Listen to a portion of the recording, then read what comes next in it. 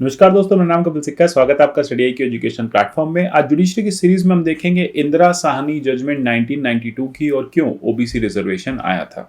अगर आप state judiciary exams की प्रिपरेशन कर रहे हैं तो उसके कोर्सेज आप हमारे यहाँ से परचेज कर सकते हैं। कोर्सेज के लिंक नीचे डिस्क्रिप्शन बॉक्स में दिए हुए हैं। आप स्टडी आई क्यू पे विभिन्न माध्यमों से हमसे जुड़ सकते हैं। मेरी जितनी भी वीडियोज आती हैं इन सबके पीडीएफ आप मेरे टेलीग्राम चैनल @कपिल लाइव से डाउनलोड कर सकते हैं। आप मुझे @कपिल सिक्का ट्विटर हैंडल पे भी फॉलो कर सकते हैं। चलते हैं इस केस के फैक्ट्स की तरफ। उसके लिए हमें जाना होगा 1978-79 की जनता पार्टी गवर्नमेंट के टाइम पे। उस समय पे एक सेकंड बैकवर्ड क्लास कमीशन, मंडल कमीशन बीपी मंडल द्वारा के चेयरमैनशिप में गठित की गई थी। इसको कॉन्स्टिट्यूट किया था जनता पार्टी गवर्नमेंट ने। अब इसको ये आइडेंटिफाई करना था कि कैसे हम caste with in caste create करें, कैसे रिजर्वेशन हम दे सके अदर बैकवर्ड क्लासेस को, क्योंकि कॉन्स्टिट्यूशन बात करता है सोशली एजुकेशनली बैकवर्ड क्लासेस की।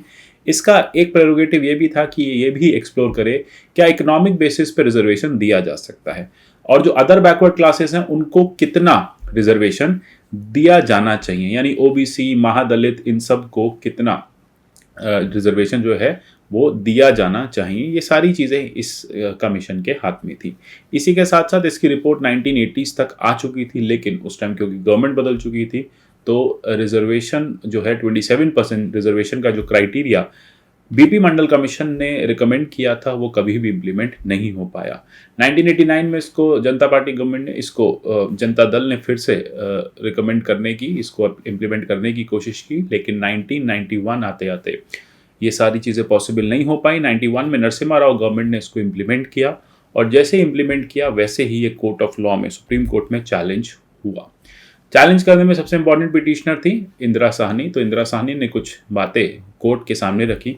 सबसे पहली बात ये कहा कि कास्ट जो है वो सोल क्राइटेरिया नहीं हो सकता रिजर्वेशन देने का, क्योंकि हमारा कॉन्स्टिट्यूशन कहता है सोशली एजुकेशनल बैकवर्डनेस की बात वो करता है। आप सिर्फ कास्ट क्राइटेरिया बना के कास्ट विद इन कास्ट को रिजर्वेशन नहीं दे सकते। दूसरी बात यह है कि रिजर्वेशन जो है वो 50% मार्क एक्सीड नहीं हो सकता। कैसे 50% मार्क? क्योंकि आपने देखा इस कमीशन के कहने पर 27% जो रिजर्वेशन की सीट्स हैं वो ओबीसी को दी गई और 10% रिजर्वेशन जो है वो इकोनॉमिकली वीकर सेक्शन को रिजर्वेशन दिया गया। इंदिरा साहनी का कोर्ट में यह कहना था कि 60% लोग रिजर्वेशन में हैं और 40% लोग नॉन रिजर्व कैटेगरी मेरिट पे आएंगे, तो ये एक इनइक्वालिटी प्रैक्टिस होगी। हम आर्टिकल 15 में, आर्टिकल 16 में उनके साथ डिस्क्रिमिनेशन करेंगे। दूसरी बात तो ये कहा गया कि इकोनॉमिक बेसिस तो हो ही नहीं सकता रिजर्वेशन का, क्योंकि हमारे कॉन्स्टिट्यूशन मेकर्स ने जो 15 क्लॉज 4 डाला था तो उन्होंने क्लियर लिखा था कि रिजर्वेशन जो है वो सोशली और एजुकेशनली बैकवर्ड क्लासेस के लिए होना चाहिए। तो यहाँ पे एससीबीसी का जो क्राइटेरिया रहेगा वो सोशल और एजुकेशनल बैकवर्डनेस है, ना कि इकोनॉमिक बैकवर्डनेस है।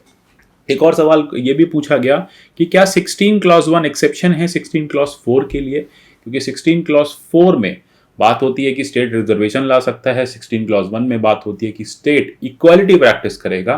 तो क्या ये पॉसिबल है कि एक जगह कहा जा रहा है इक्वालिटी होनी चाहिए, दूसरी जगह आप डिस्क्रिमिनेशन कर रहे हैं, दूसरी जगह आप रिजर्वेशन लेके आ रहे हैं, तो क्या ये सही है? तो देखते हैं। इसके लिए पहले आर्टिकल 16 को समझते हैं और फिर कोर्ट की जजमेंट की तरफ बढ़ेंगे। यहाँ पे आप देखेंगे कि सबसे पहले आर्टिकल 16 कहता है equality of opportunity in the matters of public employment. इसका मतलब आर्टिकल 16 जो है वो पब्लिक एम्प्लॉयमेंट के मैटर्स में ही इंप्लीमेंट होता है। यहाँ पे है there shall be equality of opportunity for all citizens. यहाँ पे लिखा है हर किसी के लिए इक्वालिटी ऑफ अपॉर्चुनिटी दी जाएगी in the matters of employment of state, यानी सरकारी नौकरियों में। 16 क्लॉज 4 कहता है कि इस आर्टिकल में कुछ भी ऐसा नहीं है जो सरकार को, स्टेट को रोकेगा कि वो कुछ ऐसे प्रोविजंस बनाए for reservation of backward class of citizens. Backward class of citizens जो सर्विसेज में एडिक्वेटली रिप्रेजेंटेड नहीं है, उनके रिप्रेजेंटेशन के लिए there shall be some special provisions by the state. तो यही पूछा क्या 16 क्लॉज 1 और 16 क्लॉज 4 एक तरह से ये एक्सक्लूसिव हैं। इसमें एक एक्सेप्शन है कि 16 क्लॉज 4 जो है वो 16 क्लॉज 1 के लिए एक एक्सेप्शन है। तो ये सारी चीज़ें जो है वो कोर्ट के पास गई। 9 जज की एक बेंच बैठी, ठीक है, जस्टिस बीपी रेड्डी थे उस बेंच को लीड करते हुए, और 6:3 से जजमेंट आया।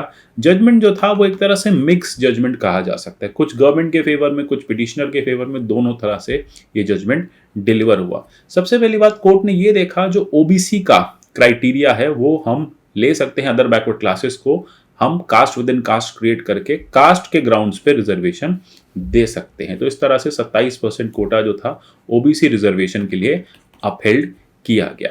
साथ ही साथ लेकिन कोर्ट ने एक नया कॉन्सेप्ट दे दिया कि आपको क्रीमी लेयर का ध्यान रखना पड़ेगा।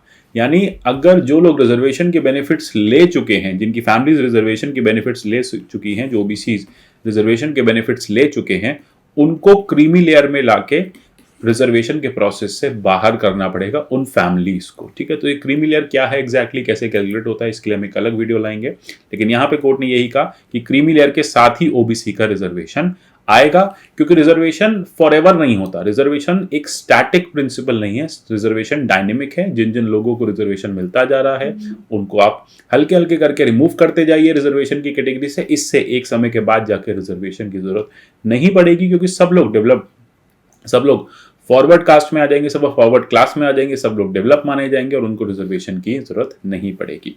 दूसरी बात, कोर्ट ने यह कहा कि रिजर्वेशन, अगर आपको याद हो बालाजी राघवन केस, तो वहां से कोर्ट ने कहा कि रिजर्वेशन जो है 50% से ज्यादा नहीं हो सकता। न्यूमेरिकली 50% से कम लोग माइनॉरिटी माने जाएंगे, तो यहां पे कैप कर दिया गया, रिजर्वेशन 50% पे रखा गया।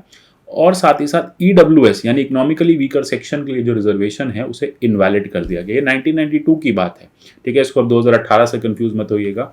तो यहाँ पे रिजर्वेशन कहा गया कि इकोनॉमिक क्राइटेरिया तो हो ही नहीं सकता रिजर्वेशन का। रिजर्वेशन के लिए सिर्फ बैकवर्डनेस एक क्राइटेरिया है, और वो बैकवर्डनेस कौन सी है, एजुकेशनली और सोशली बैकवर्डनेस। ठीक है, दूसरी बात, कोर्ट ने यह भी कहा कि रिजर्वेशन नहीं होगा प्रमोशंस में। ठीक है, तो प्रमोशंस में रिजर्वेशन को मना कर दिया, किसी भी तरह का प्रमोशन में रिजर्वेशन नहीं लाया जाएगा।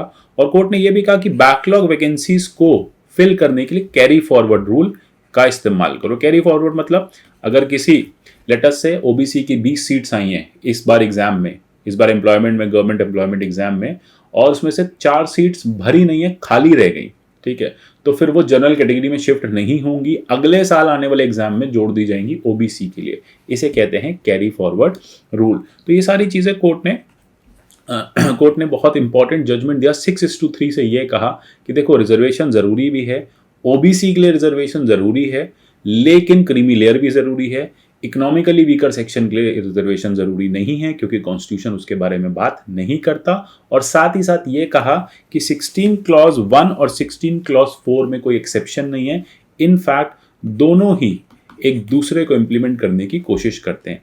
जो चीजें 16 क्लॉज 1 में लिखी हैं, 16 क्लॉज 4 एक एनेबलर है 16 क्लॉज 1 के लिए। यानी 16 क्लॉज 4 में जब आप बैकवर्ड लोगों को आगे लाओगे तो ऑटोमेटिकली इक्वालिटी का जो प्रिंसिपल है, जो इंडियन कॉन्स्टिट्यूशन की इक्वालिटी का प्रिंसिपल है, वो आप इंप्लीमेंट कर पाओगे। तो ये सारी बातें कोर्ट ने करी और कहा जाता है काफी इंपॉर्टेंट जजमेंट थी। इस जजमेंट के पार्लियामेंट में बड़े इंपैक्ट पड़े।